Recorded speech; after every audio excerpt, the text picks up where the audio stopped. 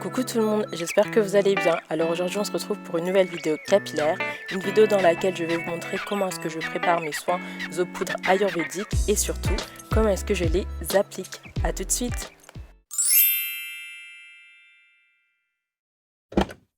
Donc avant de commencer, je tenais quand même à vous dire que vous n'êtes pas obligé d'utiliser autant de produits. D'habitude j'utilise juste 2-3 poudres que je mélange avec de l'eau et des huiles. Vous pouvez même juste utiliser une seule poudre, mais là clairement j'ai refait le plein à Aromazone. Du coup je me suis dit pourquoi ne pas tout tester en sachant que j'ai déjà testé la plupart des ingrédients que j'ai achetés. Donc comme poudre j'ai utilisé du Rasoul, de la poudre d'Amla et de la poudre de Shikakai. En ce qui concerne les dosages, donc tout va dépendre de la quantité et de la longueur de vos cheveux.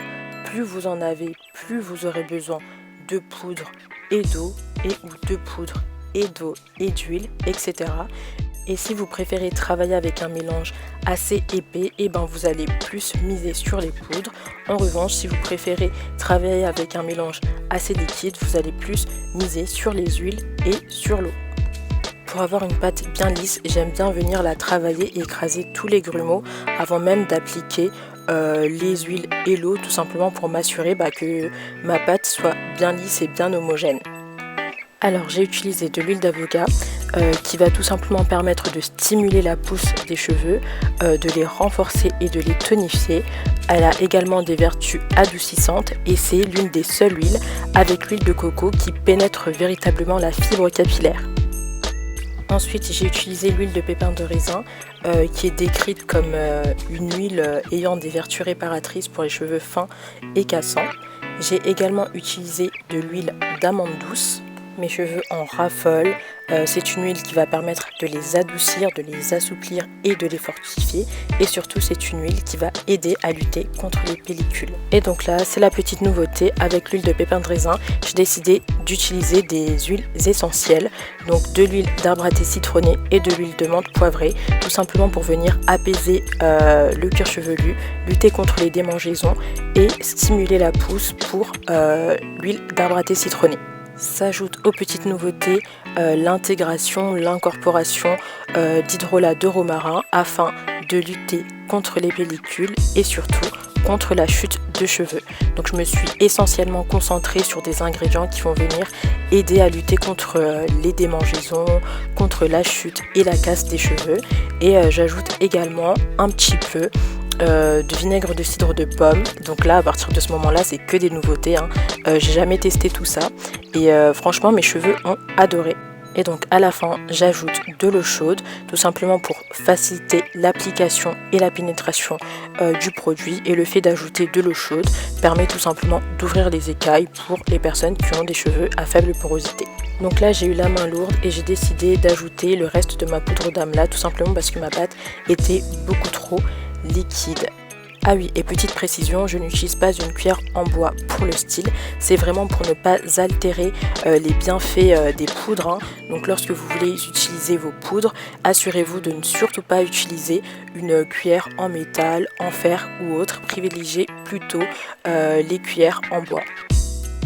Donc là vous pouvez voir la différence par rapport à l'aspect de mon mélange, parce qu'avant j'utilisais beaucoup moins de poudre et mon mélange était beaucoup plus épais, mais maintenant que je fais bien attention à adapter mes soins à ma porosité, et j'utilise un mélange beaucoup plus liquide.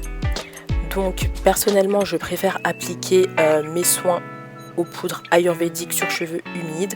Maintenant je sais qu'il y a des personnes qui mouillent complètement leurs cheveux avant d'appliquer, mais moi j'applique ça sur cheveux humides. Assurez-vous au moins d'humidifier vos cheveux, tout simplement parce que sur cheveux secs vous allez utiliser beaucoup plus de produits et surtout vous allez un peu galérer à manipuler vos cheveux.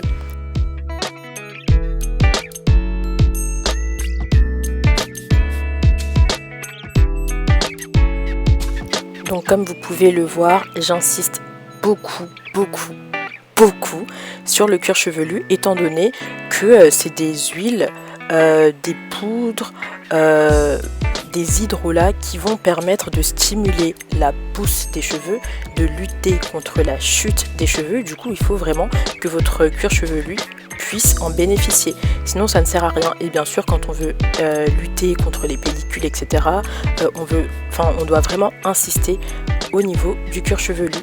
Et du coup pendant l'application je fais un démêlage au doigt. J'utilise jamais le peigne lorsque j'applique mes poudres indiennes, tout simplement parce que je ne préfère pas, et je pense que vu comment le cheveu est alourdi, ça risque d'engendrer pas mal de casse et c'est surtout pas ce qu'on veut. C'est donc ce que je fais sur l'ensemble de ma tête, donc j'humidifie, ensuite j'en profite bien évidemment pour faire une espèce de démêlage au doigt, et puis j'applique mes poudres, je continue mon démêlage au doigt tout en insistant vraiment bien sur le cuir chevelu, sur les racines.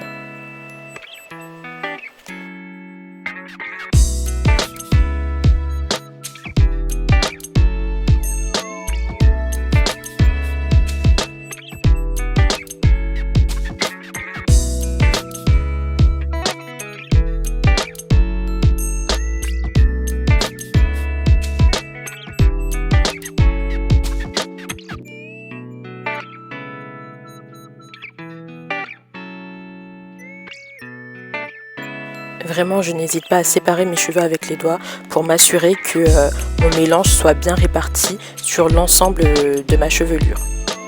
Même si je le fais déjà lorsque j'applique section par section, ce que j'aime faire à la fin, c'est prendre le reste de la poudre et l'appliquer encore une fois directement sur le cuir chevelu en insistant bien, en frottant bien, et c'est ce qui me permet d'avoir une tête bien propre pendant plusieurs jours, voire plusieurs semaines. J'ai trouvé intéressant de vous montrer le rendu avec le mélange plus épais que je vous ai montré tout à l'heure et le mélange plus liquide. Donc on peut voir qu'avec le mélange plus épais, mes cheveux sont beaucoup plus lourds, les boucles paraissent également mieux définies, mais le mélange reste bien à la surface des cheveux, alors qu'avec le mélange beaucoup plus liquide, le cheveu paraît beaucoup plus souple, plus léger, et on peut voir qu'il y a beaucoup moins de produits sur mes cheveux. Donc le cheveu absorbe mieux en fait. Donc là, je reste quelques temps sous le casque, et lorsque j'utilise des poudres indiennes, je n'hésite pas à rester beaucoup plus longtemps, le temps que mes cheveux absorbent bien. Mais 30 minutes sont largement suffisantes.